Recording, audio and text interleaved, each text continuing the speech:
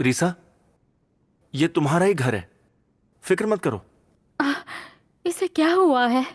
मैं जब स्कूल से वापस लौट रहा था तब मुझे ये रास्ते में मिली। ये कोई जवाब नहीं दे रही थी और बड़ा अजीब सा बिहेव कर रही थी, जैसे मुझे जानती ही नहीं है। और तो और इसे खुद का घर भी याद नहीं है। पता नहीं इसे क्या हो गया है। रीता, क्या हुआ तुम्हें? रीता,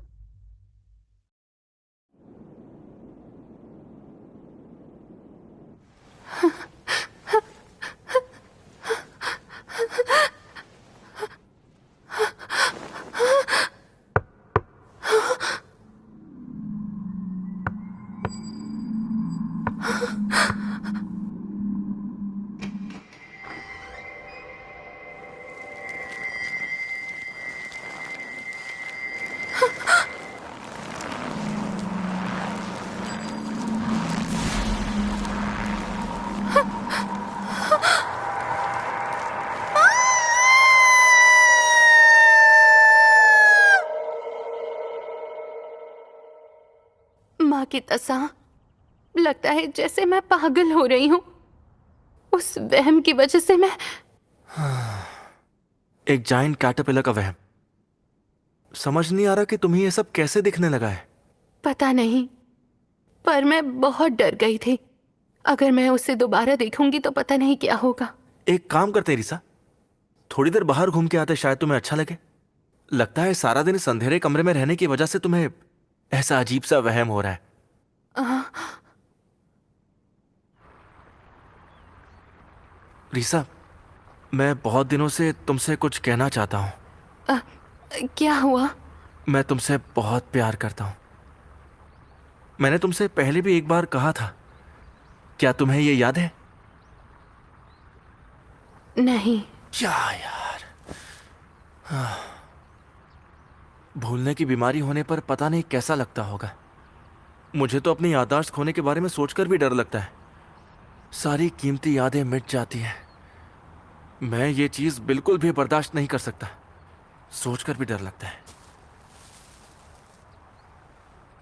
मैं जानता हूं रीसा कि तुम मेरे घर क्यों नहीं रहना चाहती। जानता हूं डैड घर पर है और वो थोड़े बीमार भी हैं, पर तुम फिक्र मत करो। चलो चलते हैं। क्या सोच रही हो? आ जाओ, चलो। डैड, क्या आप उठ गए? मैं घर आ गया। रीसा आपसे मिलने आई है। लगता है वो सो रहे हैं। क्या तुम्हारे डैड की बीमारी बहुत सीरियस है? हाँ, वो प्रोफेशनल राइटर हुआ करते थे, लेकिन अब वो कभी कभार ही लिख पाते हैं। तुम्हें पता है, वो हिस्टोरिकल चीजों के बारे में लिखा करते थे। तुम्हारी मॉम को क्या हुआ था? वो दरअसल मेरे जन्म होने के कुछ दिनों बाद ही वो चल बसी।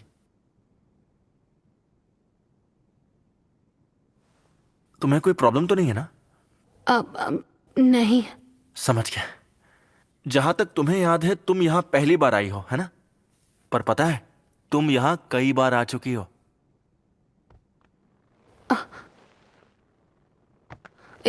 ये आवाज कैसी? आह, ये डैड है। लगता है वो जाग गए। रीसा, तुम दूसरी बार मेरे डैड से मिलने वाली हो।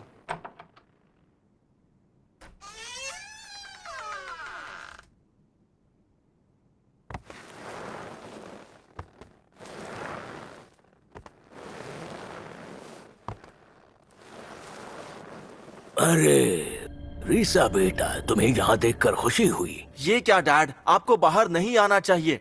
जाइए, आराम कीजिए। मैं आराम नहीं कर सकता सुइची। कुछ दिनों बाद रीसा से तुम्हारी शादी होने वाली है। डैड प्लीज, आप ये क्या कह रहे हैं? आपको पता है ना कि इसकी याददाश्त चली गई है। मैं इस बेचारी के बारे में अच्छे से जानता हूँ, लेकिन ये जल्द ही ठीक हो जाएगी।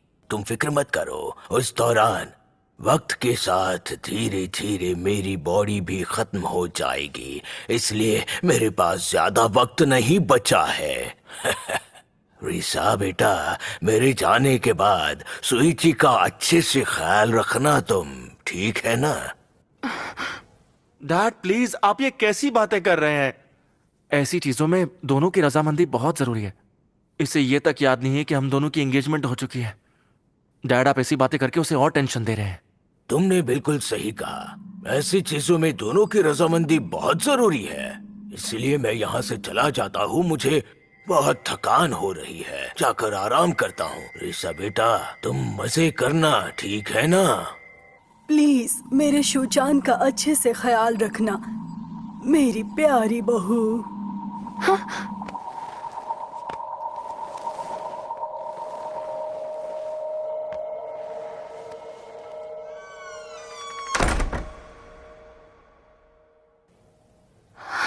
ये अजीब सी एंजाइटी, मेरे पास इसके लिए वर्ड्स नहीं है।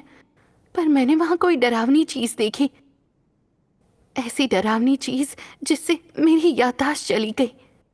मकीता के घर से वापस आने के बाद मेरी बेचैनी और भी बढ़ गई। मुझे तो लगता है उस घर की वजह से ही मेरी याददाश्त चली गई है। रीसा, मकीता तुमसे मिलने आया है। तुम ऐसे क्यों बैठी हो बेटा? बाहर आ जाओ, मकीता तुम्हारा इंतजार कर रहा है।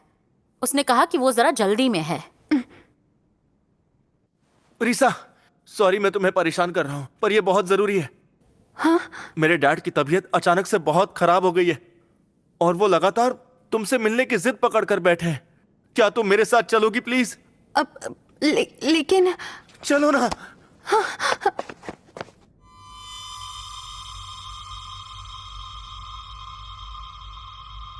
डैड, मैं रिसा को लेकर आ गया हूँ। डैड, आप मेरी बात सुन रहे हो ना? रिसा आ गई है।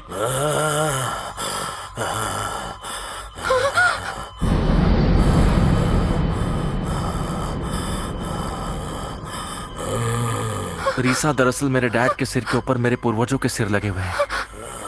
उनके ठीक ऊपर जो सिर दिख रहा है ना, वो मेरी आंटी का सिर है। उसके बाद मेरी दादी का सिर है, फिर उसके बाद मेरे ग्रेट अंकल का सिर है, उसके बाद मेरी परदादी का, और उसके ऊपर मेरे दादाजी और उनके भाई बहनों का सिर है। उसके ऊपर मेरे परदादा के दादा का सिर है। तो देखा तुमने, उन सब के दिमाग इस तरह आपस में एक दूसरे से जुड़े हुए हैं। उनके दिमाग से जुड़ने की वजह से ही मेरे डैड अपनी मेमोरी सबके साथ शेयर कर पाते हैं। रिसा, सुइची, मेरा वक्त अब आ गया है। मेरे पास अब बस कुछ ही घंटे बचे हुए हैं, इसलिए वो जरूरी काम जल्दी करो। हमें अपना वारिस चाहिए। ठीक है, मैं समझ गया डैड, अच्छे से समझ गया। मैं भी किसी दिन इस सब का हिस्सा बनने वाला हूँ। मुझे याद है, मुझे सब कुछ याद आ गया। रिसा, तुम्हें याद आ गया? तुम्हें याद है? क्या तुम्हें याद आ गया कि मैंने तुम्हें किस तरह से प्रपोज किया था? और तुमने मेरा प्रपोजल सुनकर मुझे हाँ कह दिया था, याद है? तुमने कहा था कि तुम मुझसे शादी करोगी। लेकिन इसमें डरने की कोई बात नहीं है। तुम्हें बस ऐसे बच्चे को जन्म देना है जिसे मेरा दिमाग विरासत में मिलेगा। देखो, माकीता खानदान में अब सिर्फ मैं अकेला ही बचा हूं, इसलिए मुझे किसी भी कीमत पर एक वारिस चाहिए। अगर ऐसा नहीं हुआ तो हमारा वंश खत्म हो जाएगा।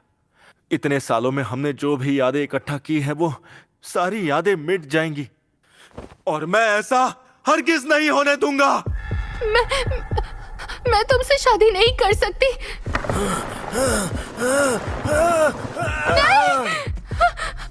रुक जाओ।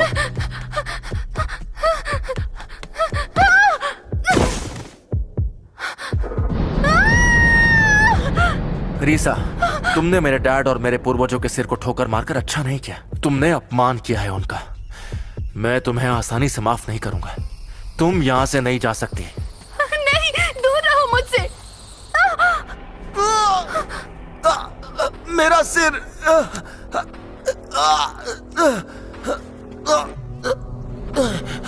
डैड, लगता है डैड।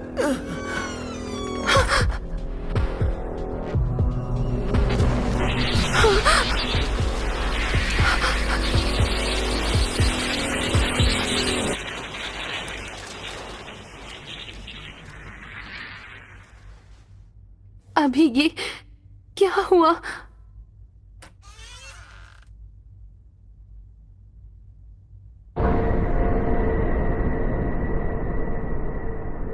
इनका ऊपर का सर गायब है।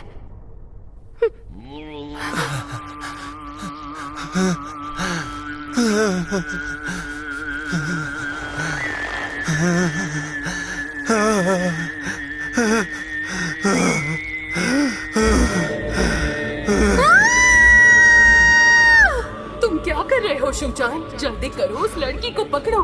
सही कहा, जल्दी करो। अगर तुमने इसे जाने दिया तो तुम्हारे लिए लड़की ढूंढना मुश्किल हो जाएगा। देर मत करो वरना वो भाग जाएगी। मैं समझ गया, अच्छी तरह समझ गया। बस आप लोग कुछ देर चुप रहिएगा। अगर मुझे ये बात पता होती कि डैड इतनी जल्दी गुजर जाएंगे तो मैं ये काम और जल्दी कर लिया होता। फिक्र मत कीजिए, मैं रीसा को शादी के लिए मनाऊंगा। रुक जाओ रीसा, मैं तुम्हें जाने नहीं दूंगा। रीसा, रीसा, रीसा!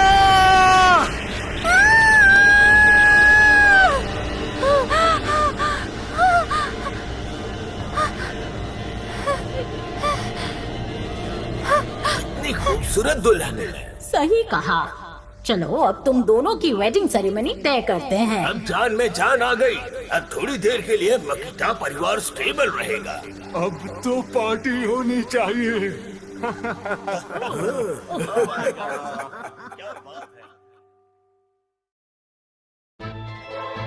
ये है सर्कस, मशहूर सर्कस। ये मशहूर सर्कस आपके शहर में। मुझे सच में हैरानी हो रही थी कि एक मेजर सर्कस इस तरह से घने जंगल वाले शहर में आएगा।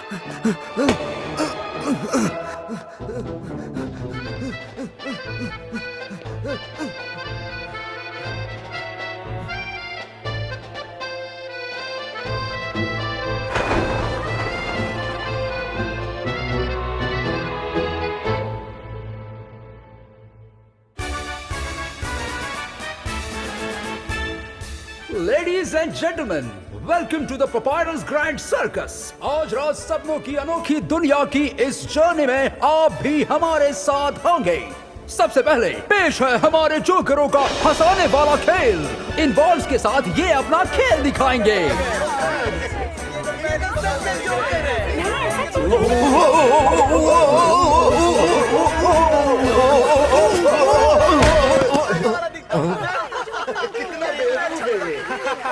चलो बेवकूफ मत बनाओ, अब उठ जाओ। अरे सुनो, ऐसे क्यों खड़े हो? इसे उठाओ यहाँ से।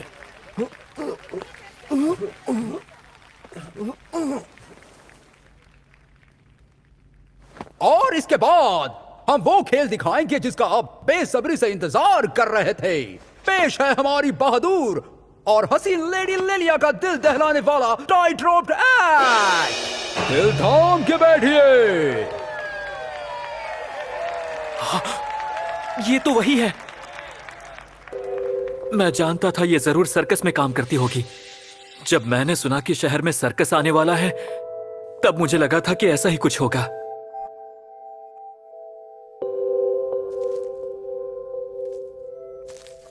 मुझे हैरानी है कि ये कहां से आई होगी। मेरे ख्याल से मेरे सामने बैठा हुआ शख्स भी यही सोचता होगा।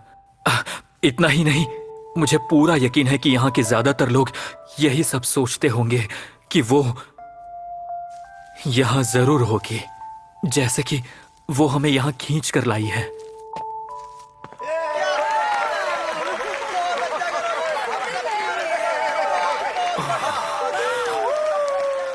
अगर आपको ये खेल पसंद आया हो तो अब हमारे ये बहादुर नौजवान इस टाइट रोप पर चलेंगे। ये खेल बिना नेट के हो रहा है। नीचे गिरने पर इनकी मौत भी हो सकती है। बस एक गलती और इनका खेल खत्म। सुनो, ऐसा क्यों खड़े हो? इन्हें उठाओ यहाँ से। अभी लाते हैं। फिक्र करने की कोई जरूरत नहीं है दोस्तों, वो बस थोड़ा गिर गए हैं। शुक्र है ये समंदर के पानी में नहीं गिरे, वरना ये किसी शार्क का खाना बन सकते थे।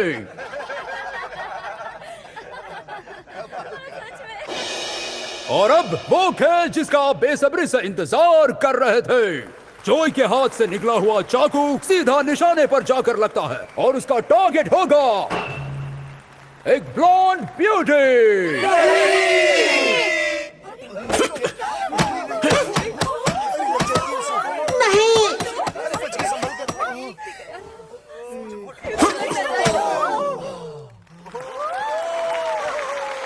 तो देखा ना रिंग मास्टर, मैं सबसे खतरनाक एक्ट करने वाला एक्टर हूँ। अब लेडी लेलिया मेरी हुई। इतनी जल्दी क्या है? क्या कहा? पहले खेल तो पूरा करो, अभी भी कुछ चाकू बाकी हैं। धोखेबाज कहीं के, तुम बस मेरा खेल देखते जाओ।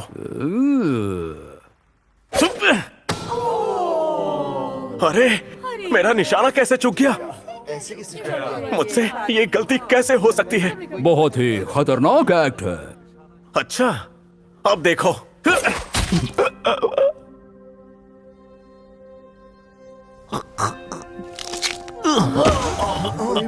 ऐसा खेल कैसे दिखा सकते हैं? क्या कमाल का एक्ट! ऐसे क्यों खड़े हो? जाओ, इसे उठाओ यहाँ से। वक्त बर्बाद मत करो।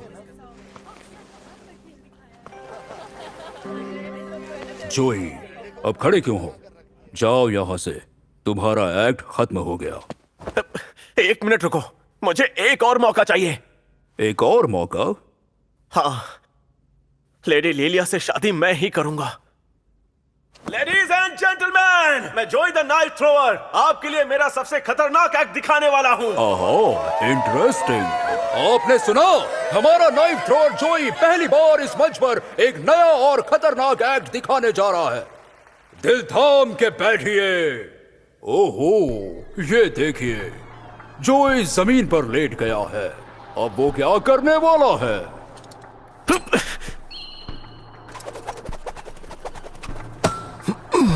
लाजवाब! हवा में फेंका हुआ चाकू जोई के ठीक बगल में गिरा। इसका मतलब इस बार जोई खुद टारगेट है। न्यूटन भी सरप्राइज हो जाएगा। पहले एप्पल नीचे गिरा था और अब चाकू। पर क्या आज इन चाकुओं से कुछ कटने वाला है?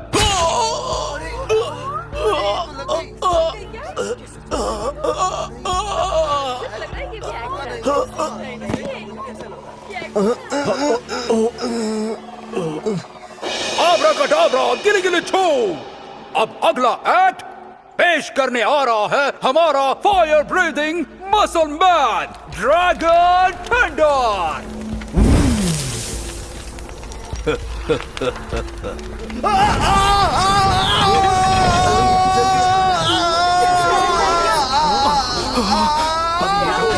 ये है ह्यूमन रॉकेट, जंगली जानवर का ट्रेनर। ये क्या हो रहा है?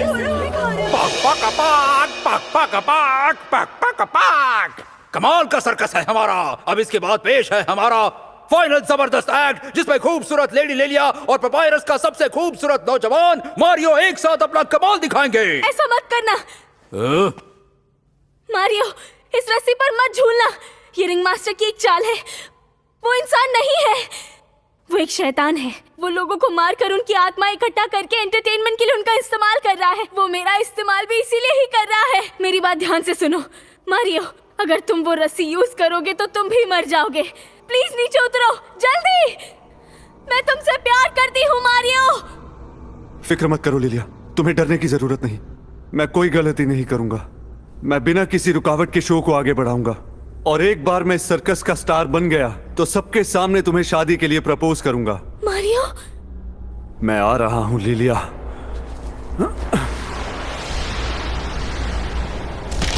मारियो!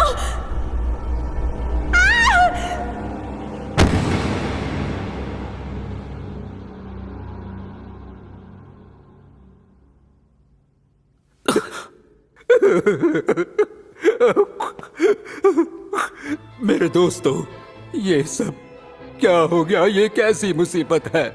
हमारा पपायरस ग्रैंड सर्कस एक बहुत बड़ी मुसीबत में है। आज हमारे कई होनहार मेंबर्स इस भयानक एक्सीडेंट की वजह से अपनी जान गंवा बैठे।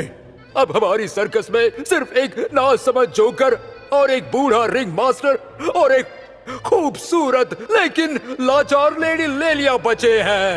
हम क्या करें? प्लीज प्लीज, क्या आप हमारी मदद करेंगे? क्या आप में से कोई हमारे होनहार टैलेंट के साथ हमारे सर्कस में आकर हमारे पपायरस सर्कस के इतिहास में एक नई शुरुआत करना चाहेगा? अगर आपके पास टैलेंट है तो आप हमारे स्टनिंग परफॉर्मर स्टार बन सकते हैं। और जब आप स्टार बन जाएंगे तो आप हमारी खूबसूरत लेडी लेलिया से शादी कर सकते हैं। क्या कहा इसने? ये पागल हो गया। इस खूबसूरत लड़की से शादी होगी। मैं ये कर सकता हूँ। मैं भी। प्लीज, क्या आप में से कोई ऐसा है जो हमारी मदद कर सकता है? मुझे तो कुछ और लग रहा है। ये ऐसा कैसा सर्कस है? लिलिया, लिलिया, मेरा तो दिमाग ही काम नहीं कर रहा है। वहाँ से नीचे उतरो। जब तक रिंग मास्टर बिजी है हम यहाँ से भाग जाएंगे। तुम क्या सोच रही हो? जल्दी करो। वो एक शैतान है, तुम्हें पता है ना। चलो यहाँ से भाग जाते हैं, उतरो।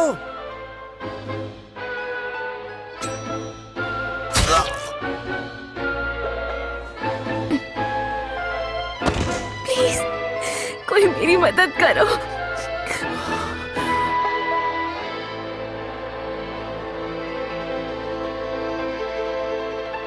क्या कोई हमें ज्वाइन करना चाहता है?